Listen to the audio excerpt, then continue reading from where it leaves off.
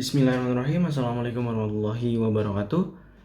Saya Ferdian Sarunutama dan di sini saya akan menjelaskan tentang salah satu materi dari mata kuliah Tata Kelola Perusahaan yang materinya yaitu dimensi, lingkup, teori dan juga filosofi dari CSR atau Corporate Social Responsibility yang dalam bahasa Indonesia tanggung jawab sosial perusahaan. Nah, CSR sendiri secara umum berarti melakukan bisnis dengan cara yang etis dan untuk kepentingan masyarakat luas, menanggapi dengan positif dan mengutamakan harapan prioritas sosial yang muncul, serta menyeimbangkan kepentingan pemegang saham dengan kepentingan masyarakat luas dan menjadi warga negara yang baik di masyarakat. Nah, CSR sendiri bukan hanya berbicara tentang kewajiban organisasi untuk semua stakeholder yang memiliki 4 dimensi, tetapi mereka juga berbicara tentang hal-hal lain. Nah, 4 dimensi tadi itu apa aja sih? Nah, yang pertama itu ada tanggung jawab ekonomi, kemudian tanggung jawab hukum, tanggung jawab etis, dan tanggung jawab filantropis. Nah, kemudian dimensi-dimensi utama dari CSR sendiri ada 3 nih teman-teman. Yang pertama yaitu dimensi ekonomi, dimensi sosial, dan juga dimensi lingkungan. Nah, dalam dimensi ekonomi sendiri ada 3 nih yang dibahas teman-teman. Yang pertama tata kelola perusahaan, kemudian perlindungan konsumen, dan juga etika investasi. Nah, selanjutnya ada dimensi sosial. Nah, di dimensi sosial sendiri ada 2 pokok inti bahasan. Yang pertama yaitu kerja adil dan praktek kerja, dan juga kontribusi terhadap masyarakat setempat.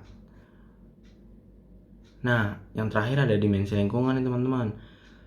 Unsur-unsur utama dari tanggung jawab lingkungan yaitu meliputi mengadopsi kinerja lingkungan spesifik, aturan dan standar pengukuran untuk operasi dan manajemen yang dikenakan derajat perlindungan lingkungan maksimal, kemudian memfasilitasi pengembangan teknologi lingkungan, konversi dan alat angkut, mempromosikan kesadaran lingkungan, serta membuka saluran negosiasi dengan pihak terkait dan berkomunikasi dengan pihak-pihak tersebut tentang masalah lingkungan.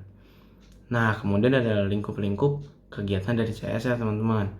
Yang pertama ada praktik bisnis yang sehat, pengembangan personil, kesehatan dan keselamatan, pengelolaan lingkungan dan tabungan sumber daya, restrukturisasi tanggung jawab sosial, mendukung masyarakat lokal, serta mendorong kegiatan amal dan kerja sukarela.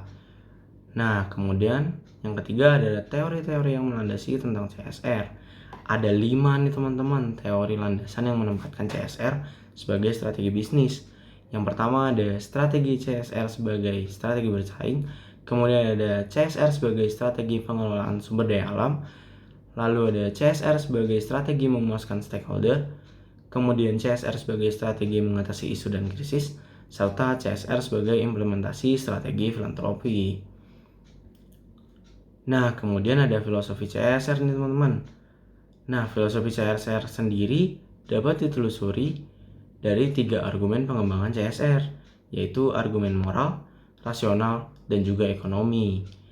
Nah, argumen moral sendiri itu artinya bahwa sesuatu menjadi nyata sebagai justifikasi bisnis adalah masalah moral, sehingga adalah dosa besar jika perusahaan melakukan kesalahan dalam operasionalnya, tetapi tidak bisa melakukan sesuatu yang lebih baik atau lebih berguna dari orang lain. Nah, operasionalnya sendiri itu contohnya adalah penggunaan sumber daya, alam energi, mesin atau peralatan, dan sumber daya yang lain. Nah, kemudian ada argumen rasional. Nah, argumen rasional sendiri adalah implementasi dari CSR bahwa CSR perusahaan dapat menghindarkan atau minimal menunda hukuman yang diberikan oleh masyarakat atas pelanggaran peraturan, eksploitasi sumber daya, dan praktik bisnis yang tidak etis, serta dapat dinilai merugikan oleh masyarakat setempat.